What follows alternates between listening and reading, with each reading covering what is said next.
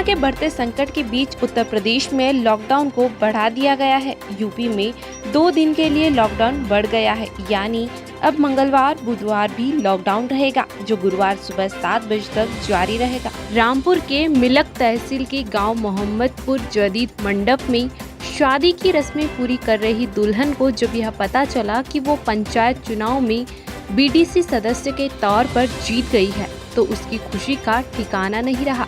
दुल्हन ने शादी की रस्म को बीच में ही रुकवा दिया और सीधे पहुंच गई मतगणना स्थल अपनी जीत का सर्टिफिकेट लेने। द्रमुह अध्यक्ष M.K. स्टालिन आगामी 7 मई को तमिलनाडु के मुख्यमंत्री पद की शपथ लेंगे। यह पहली बार है जब वे मुख्यमंत्री की गद्दी पर बैठेंगे। इससे पहले स्टालिन ने रविवार को राज्य के लोगों को उनकी पार्टी को जीत दिलाने को लेकर धन्यवाद दिया और उन्हें आश्वासन दिया कि वह उनके लिए ईमानदारी से काम करेंगे। देश भर में इन दिनों कोरोना वैक्सीन की भारी कमी है। 1 मई से कई राज्यों में तीसरे फेज के लिए वैक्सीनेशन का दौर शुरू नहीं हो सका है। इस बीच सीरम इंस्टीट्यूट ऑफ इंडिया के मुख्य कार्यकारी अधिकारी अदार पूनावाला ने कहा है कि वैक्सीन की किल्लत इस साल जुलाई तक रह सकती है। बता दें, महाराष्ट्र और दिल्ली समेत कई राज्यों में 18 से 44 साल के उम्र के लोगों को टीका लगाने का काम शुरू नहीं हो सका। पश्चिम बंगाल के बाद मध्य प्रदेश में भी भारतीय जनता पार्टी को बड़ा झटका लगा है। दमोह उपचुनाव में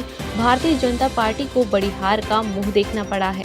कांग्रेस प्रत्याशी अजय टंडन ने भाजपा प्रत्याशी राहुल सिंह लोधी को 17,028 मतों से हरा दिया है। हार के बाद भाजपा प्रत्याशी ने भाजपा नेताओं के बाद भीतरघात को इसकी वजह बताया है। कर्नाटक के मुख्यमंत्री BS येदियुरप्पा ने रविवार को अपने मंत्रिमंडल में मामूली फेरबदल करते हुए 6 मंत्रियों को जिलों का प्रभार सौंपा। इस फैसले को इन जिलों में कोविड का सुगम प्रबंधन सुनिश्चित करने के तौर पर देखा जा रहा है। केरल की पलक्कड़ सीट से बीजेपी के E श्रीधरन को चुनावी हार का सामना करना पड़ा है। मेट्रो प्रोजेक्ट को गति देने के चलते मेट्रो मेन के तौर पर पहचान रखने वाले श्रीधरन के लिए राजनीतिक प्रयोग कामयाब नहीं रहा है। केरल में इस बार बीजेपी ने चुनाव प्रचार में काफी जोर लगाया था। राज्य में मुख्य मुकाबला कांग्रेस की लीडरशिप वाले UDF और लेफ्ट फ्रंट के LDF के बीच था। पश्चिम बंगाल चुनाव में तृणमूल कांग्रेस के रणनीतिकार रहे प्रशांत किशोर ने चुनावी कामकाज से संन्यास ले लिया है। प्रशांत किशोर ने बताया है कि वो आगे अब चुनाव प्रबंधन का काम नहीं करेंगे। उससे अब उन्होंने संन्यास लेने का ऐलान कर दिया है। हालांकि चुनाव नतीजों से पहले उन्होंने ये कहा था कि बंगाल में बीजेपी अगर दहाई का आंकड़ा पार कर ले तो वो संन्यास ले लेंगे, लेकिन अब जबकि बीजेपी 100 से नीचे ही रह गई, फिर भी प्रशांत किशोर ने अपने संन्यास का ऐलान कर दिया है। दिल्ली में कोरोना का कहर जारी है। ऐसे में जीवन रक्षक माने जा रहे रेमडेसिविर इंजेक्शन की डिमांड भी तेजी से बढ़ गई है।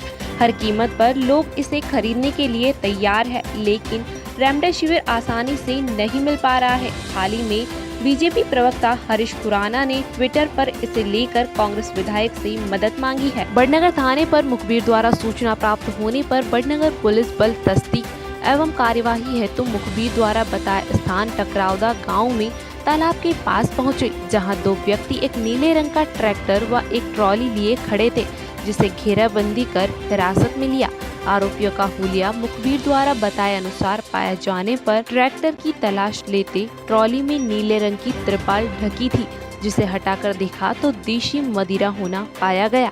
शराब रखने व लाने ले जाने का वैध प्रमाण मांगते नहीं होना बताया। ट्रैक्टर ट्रॉली में अवैध शराब लगभग 140 पेटी जब्त की गई। झारखंड के हजारीबाग जिला अंतर्गत बड़का गांव विधानसभा क्षेत्र के विधायक अंबा प्रसाद ने हजारीबाग जिला मुख्यालय स्थित सदर हॉस्पिटल का निरीक्षण किया। निरीक्षण के क्रम में हॉस्पिटल की व्यवस्था से रूबरू हुए। इस क्रम में DDC, सिविल सर्जन, चिकित्सा पदाधिकारी और चिकित्सकों से विधायक ने मुलाकात की एवं स्वास्थ्य संबंधी जुड़े सभी उपकरणों को दुरुस्त करने एवं हर चुनौती से निपटने के लिए तैयार रहने को कहा। इंदौर के पंचशील नगर में रहने वाली 28 वर्षीय ऋतु पत्नी किशन मौर्य ने अपने पति के खिलाफ घर में घुसकर मारपीट की शिकायत जूने इंदौर थाना पुलिस की है। पुलिस के मुताबिक ऋतु ने बताया कि आरोपित पति उसके घर आया और अंदर आकर धक्का मुक्की करने लगा।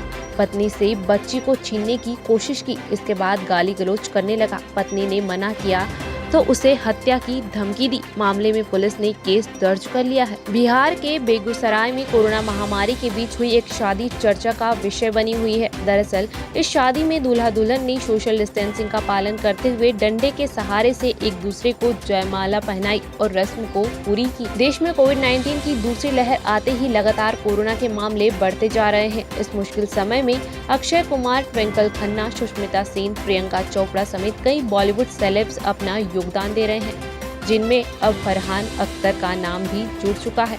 फरहान ने हाल ही में अपने प्रोडक्शन एक्सेल मूवीज के जरिए कई एनजीओ को डोनेशन दिया है, जो ग्राउंड लेवल पर लोगों को ऑक्सीजन और खाना मुहैया करवा रहे हैं। इन एनजीओ की जानकारी भी एक्टर ने सोशल मीडिया पर शेयर की है। बॉलीवुड के मिस्टर परफेक्शनिस्ट कहे जाने वाले आमिर खान कुछ दिनों पहले ही कोविड-19 की चपेट में आ गए थे, जिससे अब एक्टर रिकवर हो चुके हैं। रिकवर होने के तुरंत बाद ही एक्टर ने बिना ब्रेक लिए दोबारा काम पर वापसी कर ली है। एक्टर अपनी फिल्म लाल सिंह चड्ढा की बची हुई शूटिंग लद्दाख में कर रहे हैं, जहां से लगातार तस्वीरें और वीडियो सामने आ रहे हैं। महाराष्ट्र में लॉकडाउन 15 दिनों के लिए बढ़ाए जाने से फिल्म और टीवी उद्योग से जुड़े लोगों का संकट और भी बढ़ गया है।